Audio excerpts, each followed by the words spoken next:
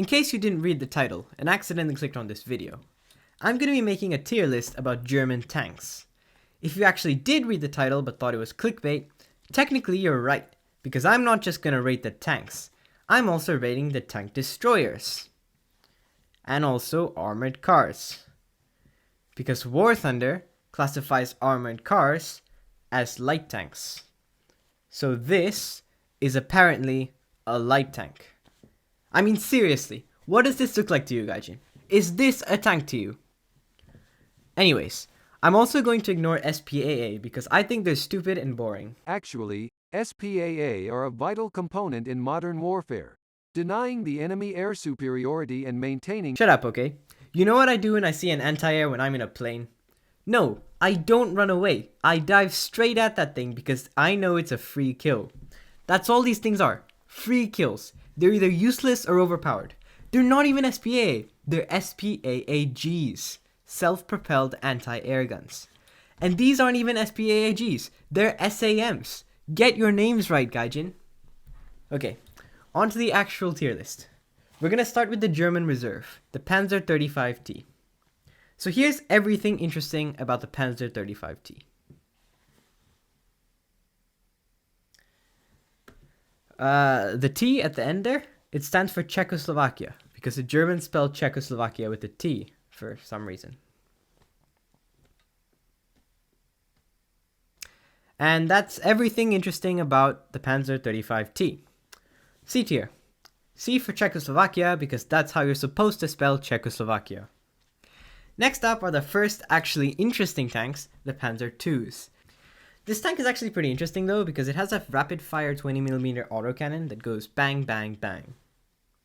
Yeah, that's the actual sound it makes in real life. In War Thunder, it makes more of a sound, but in real life, I promise you, this thing goes bang. For that reason, I'm putting this in B tier. B for bang. After the Panzer IIs are logically the Panzer IIIs. This is a pretty large family of tanks, ranging from reserve tier to BR 3.0. They're pretty decent all-rounder tanks, they have decent armor, a decent gun, and are decently fast. They're pretty much what you'd expect a medium tank to be. Some people even consider the Panzer III to be the first main battle tank. And I consider these people to be stupid because this is a main battle tank and this is not a main battle tank. B tier. I'm not going to follow numerical order and go to the Panzer IVs because I'm like that. Next up is a rather interesting line in the German tech tree, this far left one. This line probably has the most unique vehicles. It's also probably one of the worst lines in the tech tree because no one in this line knows what armor is, and armor is kind of important when you're designing a tank. Starting us off is the Sonderkraftfahrzeug. You know what? Let's just call it the 221. It's a pretty decent civilian car, though calling it a light tank is a bit of a stretch. It's pretty fast on the roads and holy smokes, it has 90 mils of pen at 1.0. I was gonna put this in the F tier of death, but you know, the gun there might have just saved it. D tier. Up next is hands down my favorite vehicle in rank 1. The 15cm SIG 33 Auffahrges. You know what? Let me just get an actual German to pronounce that. Schweres Infanteriegeschütz 33. Now you might be wondering, why do I love this vehicle so much? Is it because it's a good vehicle at its own BR? Well, kind of. It definitely is a good 1.0 vehicle. But if you're actually playing this vehicle at 1.0, you're missing out on a lot of fun. This vehicle is honestly kind of average at 1.0, mainly because of its long reload speed. However, if you bring this vehicle to 6.0 matches, you're going to be raking in the silver lions. It turns out, 15cm is actually pretty big for a gun, and it's more than enough to take out light tanks, tank destroyers, and even some medium tanks. This thing is the perfect vehicle for making BMP players cry. It only barely misses out on S tier because of its reload and lack of a turret. Well deserved A tier. On to our next vehicle. That thing. This vehicle apparently came out sometime last year, but I sincerely had no idea this thing existed until I decided to make this video. I obviously don't have it and won't bother getting it for one simple reason. It's a half-track with both wheels and tracks, which means it has both the disadvantages of wheeled vehicles and the disadvantages of tracked vehicles. Whoever invented half-tracks was stupid. On top of that, its gun can only fire forward, so if you get flanked, you might as well hold J for 3 seconds. D tier, only because I don't want to put a tank I've never even heard of in F tier. Finally, we get to the good shit. This is why you grind Germany, boys. You can hate all you want, but Germany has the best rank 2 and rank 3 vehicles in the game. Anyone who thinks otherwise should try playing Sweden. We have arrived at the most produced German tank in World War II, the Panzer IV. Here it is in all its glory. The early Panzer IVs in rank 1 are a little underwhelming, but once you get to rank 2, I promise you, you will not be disappointed. The F2 variant is probably the best rank 2 German vehicle, and the G variant somehow got its BR reduced to 3.3, even though it's amazing and was doing just fine at 3.7. I could talk more, but really, you already know where I'm ranking these vehicles. We have our first S tier. Running parallel to the Panzer IV line, we have 3 Stugs and 1 Stu. These kind of get overshadowed by the glorious Panzer IV line, and will usually be your second or third spawn once your Panzer IVs are knocked out. Make no mistake though, these are formidable vehicles. Some claim this little beast killed over 20,000 enemy tanks over the course of the war. The Stug line is pretty solid. I'm gonna put it at a low A tier. So, before we get into the roaring big cats that dominate ranks 3 and 4, I want to talk about a few of the tank destroyers of that BR. The Jagdpanzer series and the similar Panzer 470 are not bad vehicles at all, but honestly, why would you take any of these vehicles when you could just take out a Panther? Both are long-range sniper tanks, but the Panther is just better. Plus, it looks way cooler and has an actual pronounceable name. Disagree all you want, these 3 all go into C tier. At least I consider those tank destroyers to be somewhat decent. These tank destroyers here, I'm sorry, I don't know why you would ever play them. They're what happens when you get a massive gun and nothing else.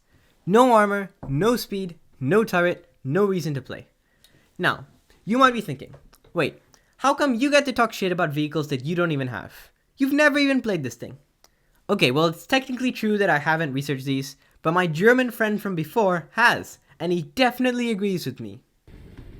The Diplomats, good. In my opinion, it could be A or S tier, depending. The Stur Emil is S tier. It one-shots you, it one-shots everything at any range, anywhere, at any VR, for fun. Okay, shut up, I don't want to hear it. This is my video and I get to make the rules, and I'm putting this dick into F tier, end of story. With that out of the way, we can finally move on to the big boys. The most famous tanks in German history. By far the most fearsome and powerful vehicles on the 1944 battlefield. Although these were never produced in great numbers, their armor and firepower proved devastating, and they struck terror into the hearts of the enemies. You already know what I'm talking about. I'm talking about the German SPAA line.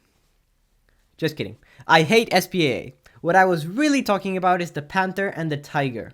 The Tiger came first, and in 1942, when it entered service, it was absolutely terrific. We don't care about fuel usage and reliability issues and transmission failures, because this is War Thunder, where you can literally construct a new gun breech and barrel in under 30 seconds. The Tiger is the reason I started playing this game. It's what drove me to grind this horrifically large tech tree and endure all the pain and suffering Gaijin can throw at me. That alone puts it high on this list. But on top of that, it's a mad lad of a vehicle.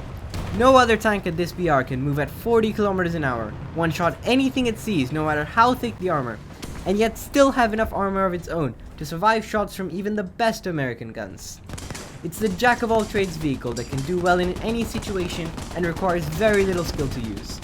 Angle the hull, point the turret, and click. It's as simple as that. S tier. And the Panther line. All the Panther variants are great, except the Panther F, it's ugly. The Panther A though is absolutely ridiculous. It's beautiful, it's amazing. It's not the reason I started playing Germany, but it's the reason I still play Germany. If I could marry a tank, I would choose the Panther A. It's like the Tiger, but with an even better high velocity gun and higher top speed in exchange for only slightly weaker armor. That's definitely a good trade-off. Also, Panthers in War Thunder are 100% reliable, they never run out of fuel, they never break down, and they're easy to repair after sustaining heavy fire. War Thunder is the most realistic tank simulator out there, so I'm sure all this is completely realistic. S tier, and I consider the Panther A to be even better than the Tiger. Rounding up the trio of big cats, we have the Tiger II, the King Tiger. Some call it the best tank of the war. I call it a big waste of German resources.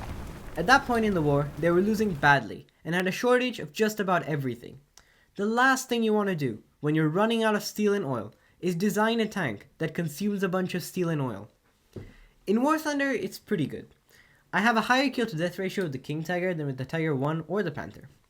It's devastating in a down tier and remains competitive in an up tier. Why don't I like it then? It's the turret. The Panther has this weakness too, but if you shoot a Panther turret, all you do is disable the crew. If you shoot a King Tiger turret, the whole thing goes up in flames. I know this isn't really that much of a weakness, the turret is pretty small anyway, and this is still a great vehicle. But I feel that one weakness, plus the fact that it was pretty useless in real life, means it can never be truly S tier like the OG Tiger. A tier. I don't have the Ferdinand, so I can't really rank it, but I'm going to anyway, because what are you going to do to stop me? On paper, it's got thick frontal armor and a decent gun. It might be a good sniper tank, but its armor is unfortunately completely flat and easy to penetrate by everything except at very long ranges. I also find the lack of a turret to be extremely annoying, as it basically forces you to play long range, which is not even possible on some maps. Have I played this vehicle? No. Have I fought this vehicle? Not that I remember. Do I have any right to rank this vehicle? No. But suck it, because I'm putting this in D tier, avoiding F tier only because it might be a decent sniper tank. Okay, this video is now over 12 minutes long, which is way longer than I expected. It's time to wrap this up with the speed round. The Sturmtiger over here has the largest caliber gun in the game, but it's slow and has a 50-second reload. 50-second reload? That's 50 seconds of my life wasted when I could be doing other things. This tank is a complete waste of your time, F tier. The mouse is actually kinda good, but it's a rank 5 tank and this video only covers up to rank 4, so it's going in F tier. This thing has a name I can't pronounce, so it's going in F tier. This is not even a tank, it's a car, so it's going in F tier. Why is there an anti-air gun here? I already said they're crap. And everything not on this tier list is some variant of a tank already on this list that Gaijin added to War Thunder, so there'd be even more vehicles between you and that sweet Leopard.